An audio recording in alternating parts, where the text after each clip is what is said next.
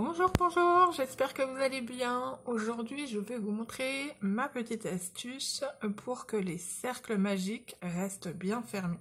Donc, j'ai déjà préparé deux disques, un avec la méthode classique. Donc là, on peut voir, hein, je peux carrément y glisser le crochet très facilement.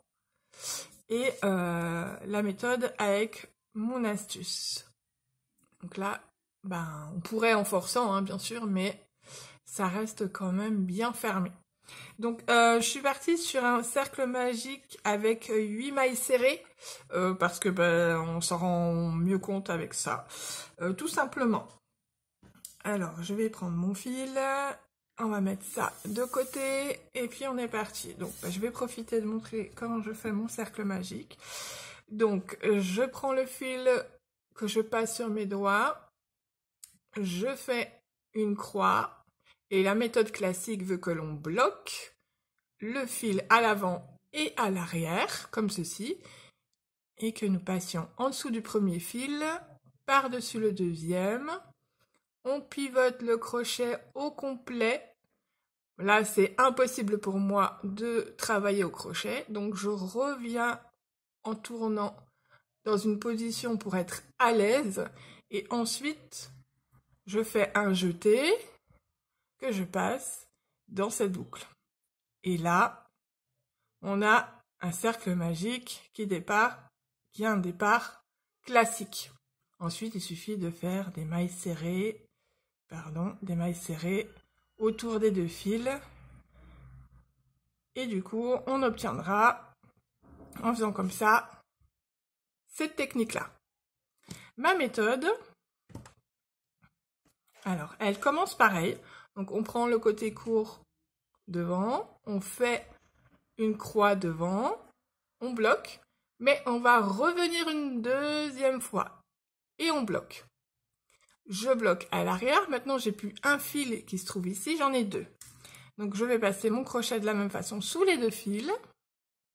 Je vais récupérer le fil qui est à l'opposé, je pivote au complet. C'est pas à l'aise, je suis pas à l'aise pour crocheter, je me mets dans la meilleure position, à l'aise. Je récupère le fil qui se trouve là pour faire le jeté et je passe dans la boucle. Donc maintenant, je n'ai plus deux fils à crocheter ici, j'en ai trois. Voilà. Et donc là, je vais faire mes 8 mailles serrées. 1, 2, 3, 4, 5, 6, 7 et 8. Je tire sur la boucle. Et maintenant, c'est là que tout va se jouer. Donc, on va prendre le fil du cercle magique, on va tirer dessus et on va observer ce qui se passe. Il y a un fil qui va rentrer. Et c'est ce fil-là qui nous intéresse. Donc, le fil que j'ai vu bouger, c'est celui-là. Donc, il est rentré par ce côté-là, donc je vais prendre son opposé. Et je vais tirer dessus. Ce qui va faire quoi? Rentrer le deuxième fil. Donc, je tire au complet, je tire bien fort. Et une fois que j'ai tiré bien fort, je vais tirer sur le fil du CM. Hop, de cette façon-là. Et maintenant, je vais serrer. C'est ce qui va faire que mon CM ne va pas bouger et va bien rester fermé. Donc c'est sûr, la première maille sera un peu difficile à crocheter. C'est tout à fait normal, mais bon. Je trouve que ça vaut quand même bien le coup d'avoir une première maille qui est difficile à crocheter pour avoir un cercle magique qui ne s'ouvre pas, qui reste bien fermé en crochetant. Donc voilà, et puis c'est pas si compliqué que ça, la preuve en image. Voilà, et là je fais mes mailles serrées, mes augmentations dans mes mailles serrées, hop. Voilà, donc avec la première méthode, à ce passage-là, au moment des augmentations, donc dans le deuxième tour, généralement c'est là que le cercle magique s'ouvre.